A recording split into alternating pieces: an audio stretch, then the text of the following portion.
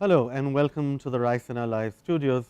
We'll be talking for the next 15 minutes here on the subject of branding the state, and we're going to have a very interesting and maybe a discussion that you don't normally hear at a security and high economics focused conversation like the Raisina Dialogue, but it's one that's increasingly important in an age where creative industries and soft power have significant implications for both national solidarity, for national wealth, and for international outlooks.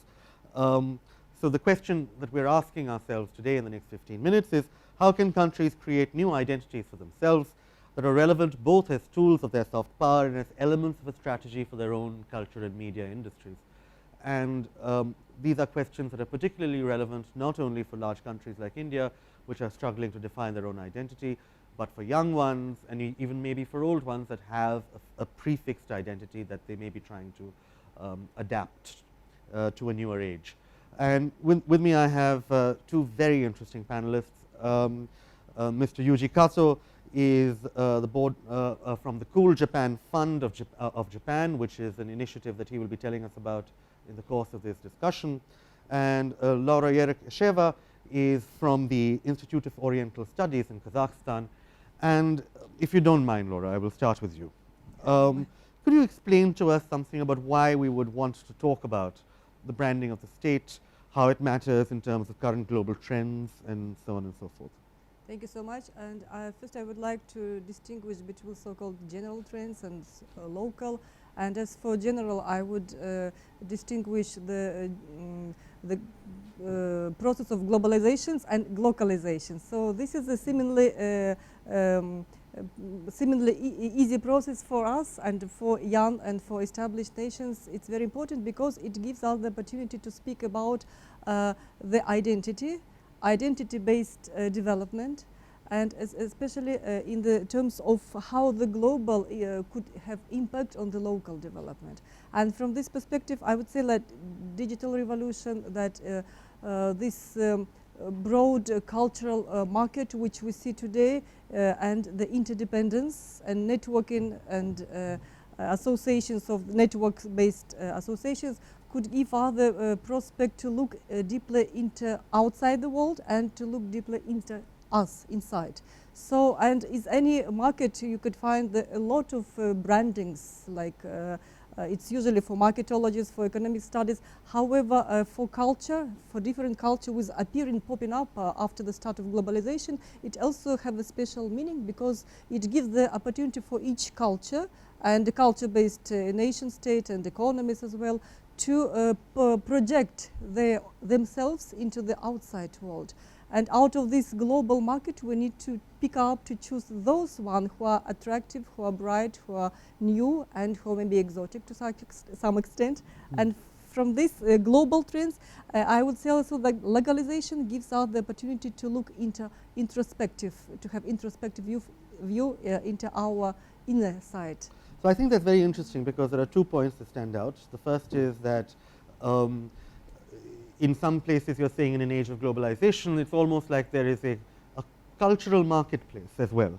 And if you're going to have a cultural marketplace, then branding becomes a part of any marketplace. So the other point that you made was that if for young countries, like for example the post-Soviet states of Central Asia, it matters. It's a matter for almost an internal conversation as well when you're trying to develop an idea of the nation state. The branding your own economy is part of that. But Yuji, the fact is that Japan has internationally a very strong brand. It's a well-known country. It's associated with the electronics and industrial power in the mind of many people. Why would anyone want to change that? Well, I think first of all, I echo the basic message that Laura told. With the digital technology and more integrated economy globally, the basic notion of country's positioning is becoming more and more important, and you cannot dwell on the same branding for more than 50 years.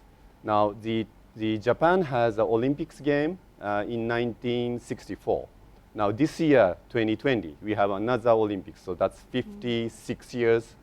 Now when last Olympics happened, Japan is now starting the rapid growth, economic growth, and people talk about Japan as a number one, and economic growth is important, the manufacturing export, and land of technology. Now that is like starting from 60s to 70s, 80s. The Japan has shifted to more advanced technology and intangible value creation in year 2000. So like many other developed economy, it has been working on the digital, AI, and robotics. So those are the phase two development for Japan, and that is the people, the image that people have for Japanese branding. Now, the government has been shifting. It's one of the important strategic initiative for Japan is to put the mindfulness and happiness and how we would do based on the advanced technology such as digitization and robotics and AI. Those are tools. And now people are shifting toward the more people's happiness and mindfulness and sustainability. Digital societies, I think the Prime Minister But digital has society, a phrase that he uses. I can't yeah, remember what it digital is. society, but more like a B2C, and what you do with digital. So digital society, meaning what does this mean more specifically?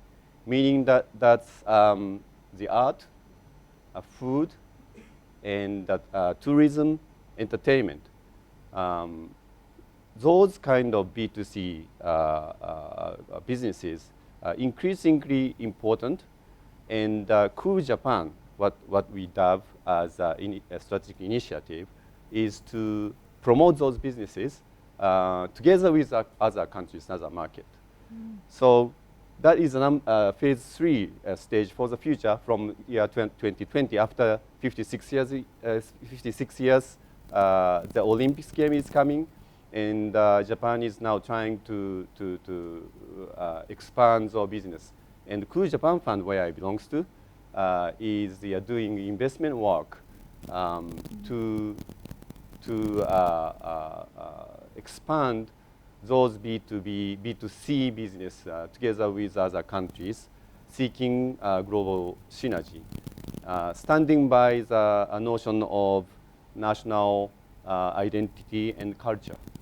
So that's coming back to the first point that the branding nation, and branding nation is that's not only philosophy but also a very practical business notion where we can stand by. So, Laura, do you feel that there is a link between the soft power and the commercial implications of a nation's brand? For example, are people more likely to want to invest in a country that has a positive image, a positive brand, as a hospitable environment, maybe as a peaceful society? Yes, absolutely right. Because also, as Yuji-san mentioned about the old so-called established nations, which still yet to develop their own branding anew. As for the new nations, which Kazakhstan and other parts, countries of Central Asia are, this is a huge problem and huge issue that should be tackled together with this nation building process as well. And from this perspective, if you project your nation as a successful nation, as a stable nation, of course there comes the possibilities for this cultural and touristic and other perspectives, for which particularly branding is a must. And as far as Kazakhstan is concerned, like 2 years ago, there has been started a program on the identifying our own roots, what culturally, historically Kazakhstan is and was, and how this could be projected to benefit the country and its people. And for that, the ideas of the great step pops up as a unifying idea that could also position Kazakhstan as a country which stands on the crossroad of the geographical historically, geopolitically, and culturally. Cross-cultural environment, and with this as a country of the grab step, people would like to see how they are looked at from a distant, from other world, and how this could be turned from our, so to say, disadvantage, or to some extent towards its benefits. So it's very interesting that you're saying that, because part of your point is that Kazakhstan has traditionally been, you know, a meld of cultures between, right, you know, in some cases great empires, and part of the duty of branding a new country is to turn what were historical disadvantages maybe into an historical advantage, or into an economic advantage. Yuji, where do you think India stands in this? I think you mentioned earlier that Japan has gone through these stages of economic and industrial development, and the brand of Japan therefore has to change alongside these. As an observer of India, what is your opinion of our branding situation? Yeah, thanks, Mimio. So India is going to be more and more important because of its growth and volume in economy. But not only that, I talked about phase 1, which is the economic value, phase 2 the intangible value and the innovation, and phase 3 is more of the cultural identity and branding. India has strengths in all front, and with the digital and IT capability and increasingly well-educated people, all those 3 phases are coming all together. So the India's frog leap is quickly coming, and that's where we think that there's a tremendous business opportunity here. Cool Japan Fund has been investing about $1 billion international investment on B2C area, and we have invested into China, we have invested into Japan, we have invested to Southeast Asia and North America. Now we haven't done investment yet to India, but India is long term is important. So we are thinking about taking opportunity of this great advancement of great nation, and hopefully we can seek complementary great synergy between 2 countries, between India and Japan. And hopefully that will apply to many other countries such as Kazakhstan as well. Julia, just one last question about Kazakhstan's situation in particular, and maybe about other Central Asian countries. Branding, as you said earlier, is very tied up with the building of a national identity. Were there pitfalls in thinking about this brand? Did you have worries that, you know, a particular brand may lead to a particular idea of the nation that may be dangerous? How did you confront these questions? This is a real could be a pitfall, because once you're branding something, you need to take this as a whole. Whereas as a whole, it sometimes is, in case of new nations, it's in the process of being this whole.